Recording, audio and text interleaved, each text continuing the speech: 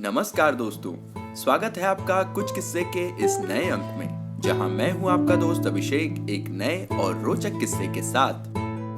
तो किस्सा कुछ यूं था कि जब विदेशी विद्वानों को बताना पड़ा कि कितना महान है हमारा देश भारत। दोस्तों, जब करीब 800 से अधिक वर्षों तक भारत पर लगातार यमनों, मुगलों और हुड़ों सहित कई आक्रांताओं के बर्बर हमले हुए, तो एक समय ऐसा भी आया जब भारतीय यह भूल गए कि उनकी प्राचीन संस्कृति कितनी श्रेष्ठ और महान थी। ये दौर 18वीं सदी का था। भारत की विद्वता इतनी क्षीण हो चुकी थी कि हम संस्कृत, पाली और प्राकृत में लिखे हमारे महान शिलालेख तक नहीं पढ़ पा रहे थे।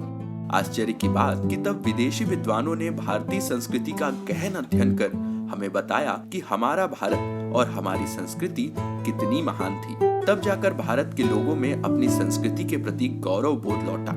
यह किस्सा 19वीं सदी के शुरुआती दशकों का है। तब भारत पर अंग्रेजों का कब्जा था, किंतु अंग्रेज मुगलों या हुणों की तरह हिंदुओं के धर्म परिवर्तन के लिए व्याकुल नहीं थे। उन्हें तो राजनीतिक आर्थिक शासन की भूख थी, सो वे भारत को इस दृष्टिकोण से लूटते रहे। मगर सदियों तक बलपूर्वक धर्मांतरण किए जाने के कारण भारतीयों की सांस्कृतिक चेतना शून्यता की ओर बढ़ रही थी।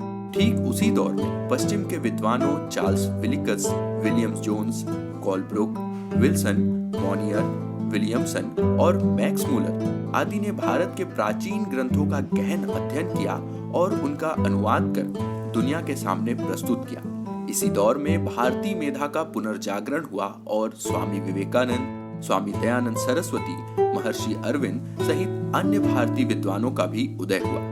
नतीजतन 1000 वर्षों से सुषुप्त रहे भारतीयों में अपनी संस्कृति के प्रति चेतना बोध जागृत हुआ और भारत हताशा निराशा से उभरने लगा। अगर 19वीं सदी की शुरुआत में ये क्रांति न होती तो शायद भारत का प्राचीन ज्ञान और विद्वता सदा सदा के लिए काल के गर्त में समा जाती।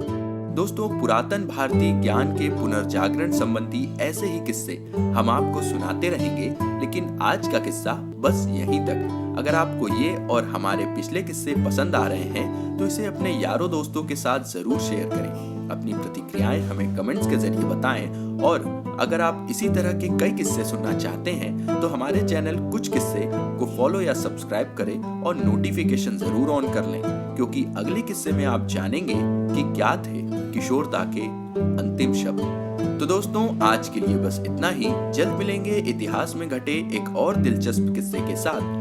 तब तक के लिए अपने दोस्त अभिषेक को दीजिए इजाजत। नमस्कार, जय हिंद।